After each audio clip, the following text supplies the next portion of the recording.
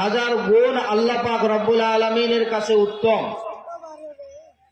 এ বাবা, পৃথিবীর মধ্যে মাছি হয় দুই প্রকারের। কয় প্রকারের বলেন ধনী? দুই প্রকারের। এক প্রকার হচ্ছে মধুমাছি, আর এক প্রকার হচ্ছে গুয়ে মাছি। মধুমাছি দেখবেন সে না খেয়ে মরবে। কোনো জায়গার মধ্যে যদি খাবার না পায়, না খেয়ে মরবে, কিন্তু কোনো সময়তে খারাপ জায়গায়, নোংরা জায়গায় কোনো সময়তে বসবে না, আপনারা দেখবেন। আরেকটা হয় গুয়ে মাছি, সে সব জায়গার মধ্যে বসে বেড়ায়। এদিকে বসে, আপনার পোঁটাতেও বসে, আপনার পায়খানাতেও বসে, আবার আপনার নোংরা জায়গার মধ্যেও বসে। আবার ওই মাছি আবার উড়ে এসে ভাতের মধ্যেও বসে। বসে না? বসে না? এই জন্য আপনারা কখনো গুয়ে মাছি হবেন না। আপনারা আল্লাহর কাছে দোয়া করবেন যাতে করে আপনারা সকলে মধুমাছি হন। বলেন ইনশাআল্লাহ। আল্লাহ যেন আমাদের সকলকে মধুমাছি বানায়। এবার মধুর ব্যাপারে আল্লাহ পাক রব্বুল আলামিন কোরআনুল কারীমের মধ্যে অনেক বর্ণনা দিয়েছেন। পনে এক পারা আল্লাহ পাক মৌমাছির নামে একটা সূরা নাজিল করেছে। মধুমাছির বিরাট গুণ। বিশ্বনবী সাল্লাল্লাহু আলাইহি ওয়াসাল্লাম বলেছেন, কোন ব্যক্তি যদি মাস তিনেক, যদি 3 মাসে 3 দিন তিনেক যদি 3 চামচ যদি মধু চুষে খায়, খাঁটি মধু, নবীজি বলেন তার জীবন থেকে আল্লাহ পাক রব্বুল আলামিন সমস্ত বড় রোগগুলোকে ভালো করে দেবে। বলেন সুবহানাল্লাহ। কলেরা, আলসার, ক্যান্সার সব কিছু আল্লাহ ভালো করে দিবে। এজন্য মধুর ব্যাপারে আল্লাহ পাক রব্বুল আলামিন অনেক বর্ণনা দিয়েছেন। আল্লাহ পাক বলেন, ওয়া আওহা রাব্বুকা ইলান নাহলি আনিত্তাখিযি মিনাল জিবালি বুয়ুতাও ওয়া মিনাশ শাজারি ওয়া মিম্মা ইয়ারিশুন। আল্লাহ বলেন, আমি মৌমাছিকে প্রত্যাদেশ করলাম, যেখানে গাছ আছে সেখানে তুমি বাসা করো, যেখানে গাছ নাই, পাহাড় আছে, সে পাহাড়ের মধ্যে বাসা করো, যেখানে গাছও নাই, পাহাড়ও নাই, ঘরের আনাচে কানাচের মধ্যে তুমি বাসা করো। সুম্মা কুলি মিন কুল্লি সামারাত, এরপর ওই বাসার থেকে দরকার পড়ে 5 কিলোমিটার, 10 কিলোমিটার, দরকার পড়ে 20 কিলোমিটার পর্যন্ত তুমি দূরে চলে যাও। দূরে যাইয়া ফল এবং ফুলের মধ্যে বসো, ফল ফুলের মধ্যে বসে মিষ্টি এবং রসগোল্লার মধ্যে বসো, মিষ্টি এবং রসগোল্লার মধ্যে বসে, ফল এবং ফুলের মধ্যে বসে রসকে সংগ্রহ করো, রসকে সংগ্রহ করে নিয়ে আসো। আমি আল্লাহ পাক রব্বুল আলামিন তোমার পেটের মধ্যে এমন মেশিন তৈরি করে দিয়েছি, ইয়াখরুজু মিন বুতুনিহা শারাবুম মুখতালিফুন আলওয়ানুহু ফীহি শিফাউল লিন্নাস। আল্লাহ পাক রব্বুল আলামিন বলেন, আমি তোমার পেটের মধ্যে এমন এক মেশিন ফিট করে রেখে দিয়েছি। ওই মধুটা তুমি যখন রসটাকে সংগ্রহ করে নিয়ে এসে যখন তুমি রেখে দাও, আমি আল্লাহ পাক রব্বুল আলামিন ওইটার নাম দিয়েছি মধু।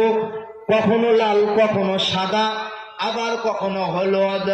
ফীহি শিফাউল লিন্নাস, আমি এই মধুকে সমস্ত মানুষের রোগের প্রতিষেধক বানিয়ে দিয়েছি।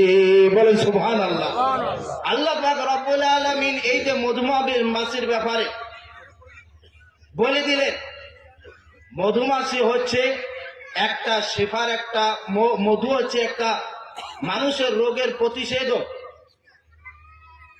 এই পৃথিবীর মধ্যে আপনারা খাবার দিবেন না তাও ভালো, যদি ঝড় হয় বৃষ্টি হয় রাতের অন্ধকারের মধ্যে খাবার দিবেন না তাও ভালো, চিনি দিবেন তাহলে বাঁচবে, কিন্তু না খেয়ে মারা যাবে, কোনো সমাতে নর্দমায় বসবে না।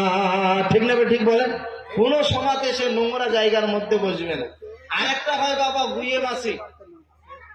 নবীজি বলেন, আল্লাহর নবী সাল্লাল্লাহু আলাইহি ওয়াসাল্লাম বলেন, গুইয়ে মাসি যদি তোমাদের তরল তাজা খাবারের মধ্যে বসে, যদি তোমাদের খাবারটা তরল তাজা হয়, ওই খাবারের মধ্যে যদি গুইয়ে মাছি বসে, নবীজি বলেন ওই খাবারের মধ্যে তোমরা সঙ্গে সঙ্গে ওই মাছিটাকে ডুবিয়ে দিবা, কারণ তার এক বগলের মধ্যে পয়জাম রাখে আর এক বগলের মধ্যে নবীজি বলেন ওই পয়জামকে নষ্ট করার জন্য আবার ওষুধও রাখে।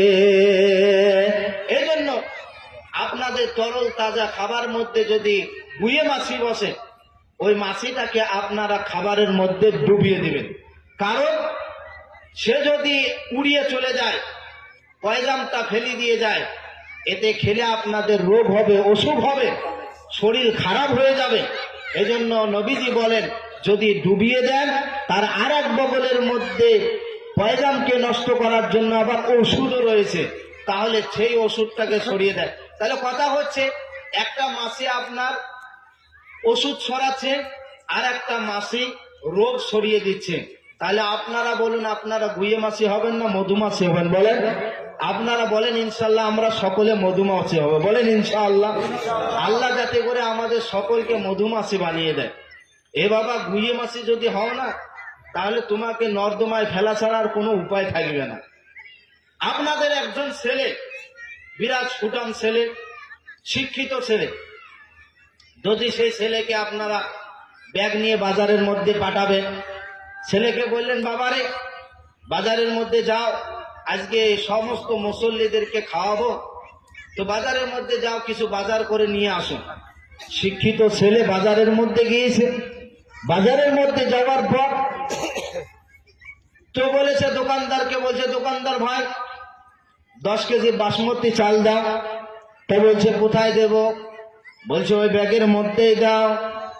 আবার সে ছেলে বলছে দোকানি সাহেব আপনি সমস্ত মায় মশলা যতগুলো দরকার পড়ে সব কিছু দিয়ে দেন। তো বলছে কোথায় দেব? ওই ব্যাগের মধ্যে দেন। আবার তখন বলছে দোকানি সাহেব আমাদের বাড়ির মধ্যে তো গ্যাসও নাই, জ্বালানিও নাই, তাহলে আমাদের বাড়িতে স্টোভে রান্না হয়, তো 5 লিটার খানে কেরোসিন দেন। তো দোকানি সাহেব বলছে কোথায় দেব? তা বলছে ওই ব্যাগের মধ্যেই দেন।